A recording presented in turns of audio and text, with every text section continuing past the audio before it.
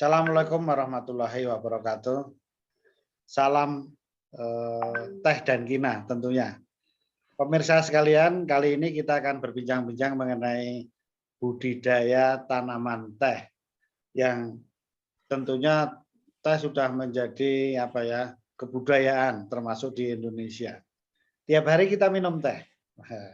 Tapi kadang kita belum tahu tanamannya seperti apa, kemudian cara budidayanya seperti apa. Salah satu cara budidaya adalah mengamankan tanaman teh terhadap serangan hama. Nah, serangan hama. Nah, kita harus tahu ini hama-hama apa saja yang menyerang tanaman teh tentunya. Mungkin yang kita bahas satu saja dulu, nanti kita lain waktu kita bahas yang lainnya. Kali ini kita mengundang narasumber kita dari Pusat Penelitian Teh dan Kina Gambung yang ada di Jawa Barat, di Bandung Selatan ya. Itu dengan Ibu Fani Fauziah. Jadi assalamualaikum Bu Fani. Waalaikumsalam Pak. Iya. Kali ini hama apa yang Ibu sampaikan ke khalayak rame ini? Iya, hari ini saya akan memperkenalkan Bapak dengan salah satu hama utama di perkebunan teh, yaitu hama empoaska namanya Pak. Oh ya, empoaska. Jadi silakan lanjut terus. Bagaimana hama itu? Baik, saya izin screen share ya Pak ya. Ya, silakan.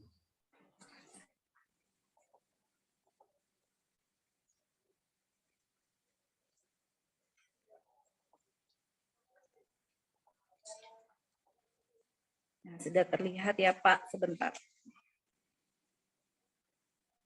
Oh, belum berubah. Ya.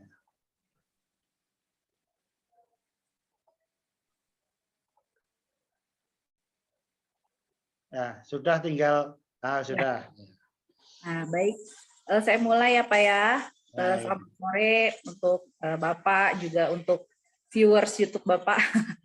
Sobat Teh dan Kina sekalian, hari ini saya akan memperkenalkan salah satu hama utama di perkebunan teh, yaitu Empoaska flavescens. Dapat kita lihat di sebelah kanan ini merupakan nimfa atau serangga yang masih muda. Ini adalah nimfa dari Empoaska flavescens. Sebetulnya memang tadi seperti yang Bapak sampaikan di awal bahwa banyak sekali hama-hama yang menyerang di perkebunan teh. Tapi pada sore hari ini kita akan berkenalan dengan Empoaska flavescens. Nah, siapakah Empoaska? Nah, Empoaska ini merupakan salah satu hama utama di tanaman teh.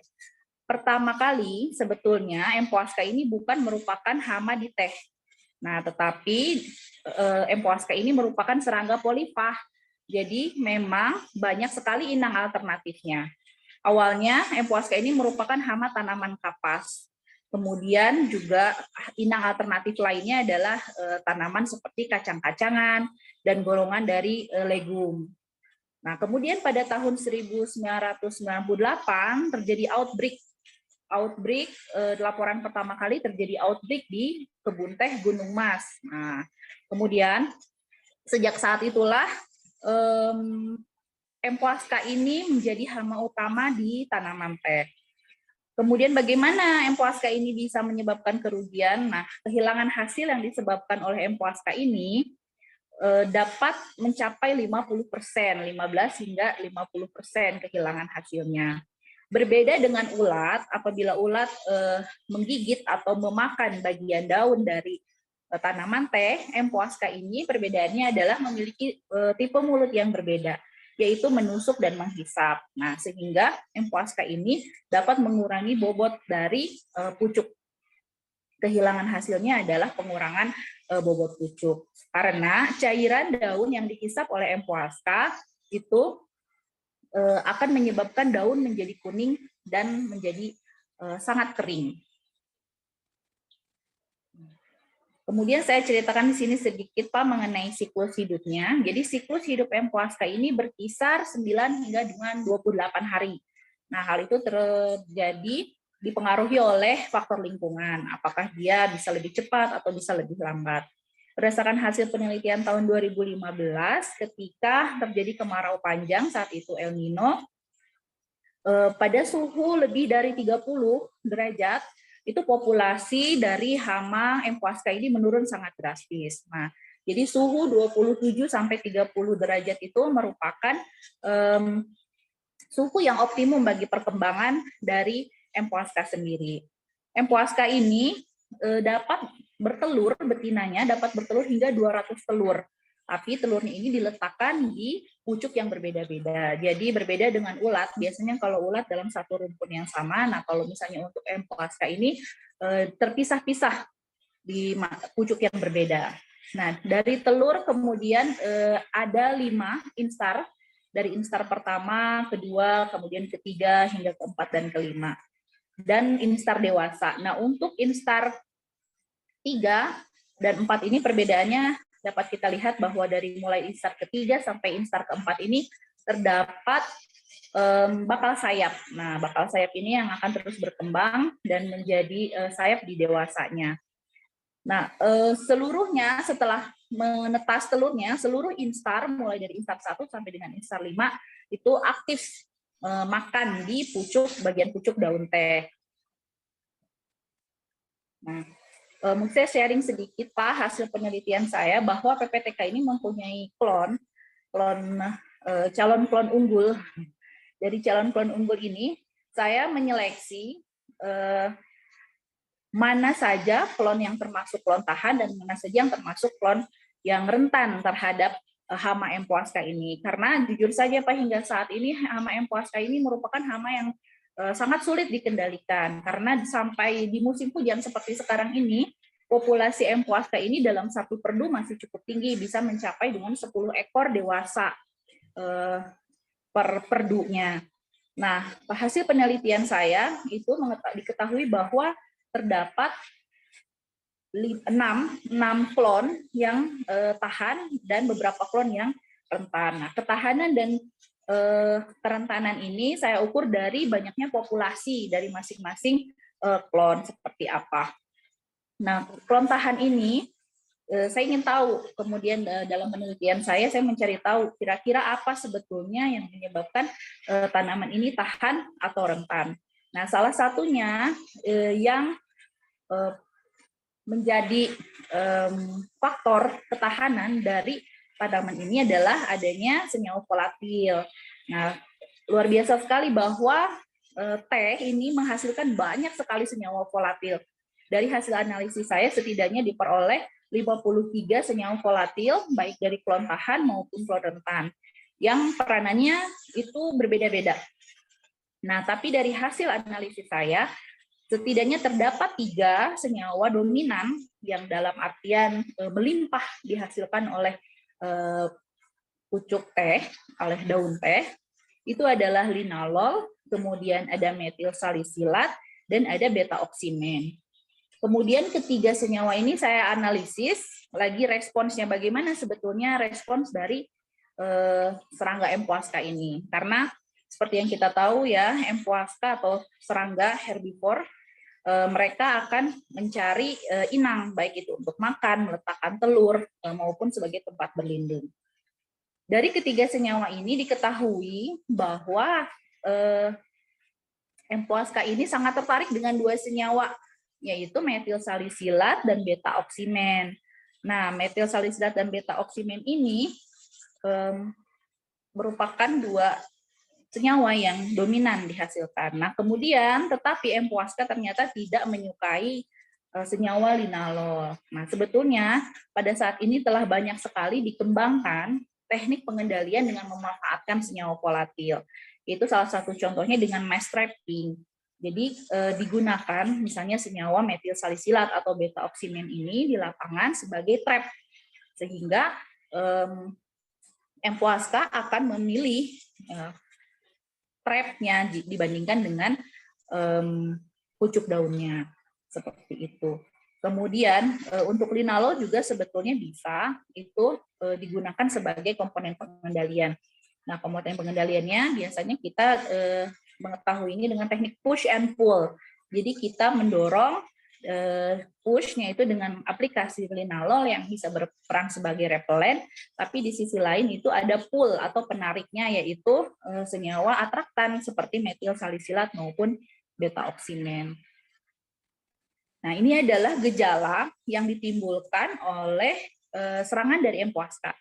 Gambar A1 dan A2 ini merupakan daun sehat, Pak. Ini adalah daun sehat, dapat kita lihat ya, figurnya berbeda. Nah, di gambar yang B1 dan B2 ini adalah serangan yang awal. Serangan awal ini ditunjukkan dengan gejala berwarna kecoklatan pada bagian tulang daunnya, seperti ini. Kemudian nanti lama-kelamaan apabila serangannya berat dalam artian populasinya cukup tinggi, maka daun akan mulai menguning. Nah, jadi dapat kita lihat di bagian atas permukaan daun kemudian menguning, sementara dari bawah bagian daun kita dapat melihat bahwa terjadi perubahan bentuk, yaitu menjadi mulai menggulung dan mengeriting ke bagian dalam.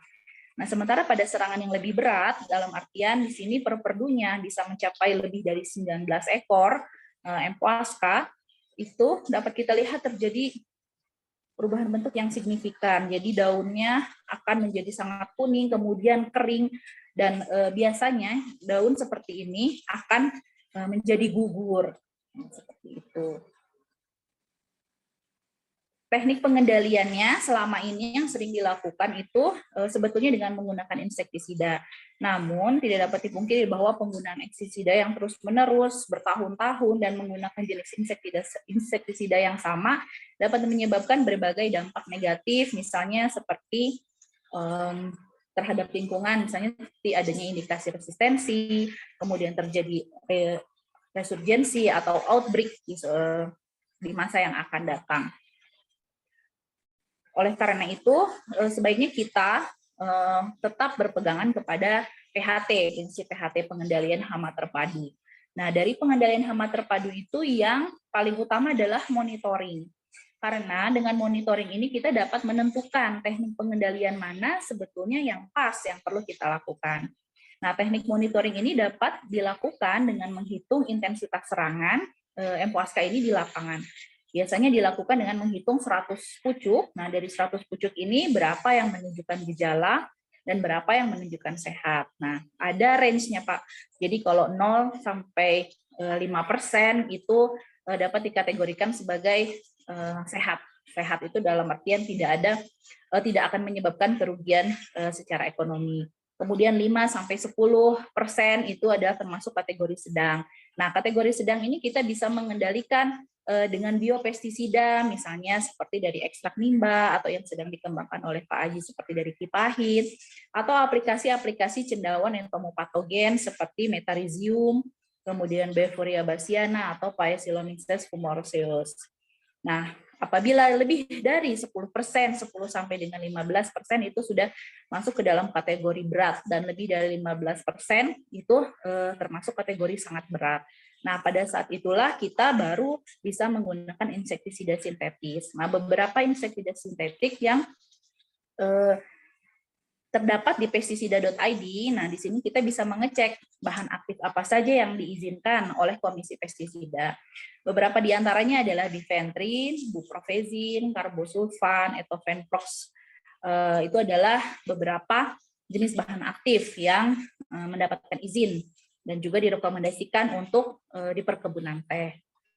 Sebetulnya pada dasarnya di perkebunan teh ini ada musuh alami, seperti contohnya laba-laba dari Trachelias japonica, kemudian juga di kebun galmung sendiri, Pak, masih ada kumbang kurinus. Kita bisa melihat di kebun kita masih ada kumbang kurinus, kumbangnya yang berwarna biru tua mengkilat. Dan kemudian juga ada parasit telur Anagrus atomus. Nah, sebetulnya musuh alami ini dapat terjaga apabila kita bisa menjaga juga aplikasi insektisida sintetis, karena musuh alami ini sangat sensitif terhadap insektisida sintetis. Nah, mungkin itu, Pak, yang bisa saya perkenalkan mengenai Empuasca. Ya, bisa ditutup dulu, Bu Fani. Siap. Oh, jadi ya terima kasih sudah memberikan apa Bu pencerahan bagi para apa namanya pekebun teh tentunya. Ya ini kan perlu dikendalikan ya. Nanti kalau ada ini Bu apa namanya Fani, jadi nanti di chat silahkan dijawab kalau ada pertanyaan-pertanyaan dari para planters tanaman teh tentunya untuk mengendalikan ini lebih efektif lagi. Terima kasih Bu Fani sudah berbagi dengan kita. Selamat sore. Assalamualaikum warahmatullahi wabarakatuh. Ya, waalaikumsalam warahmatullahi wabarakatuh.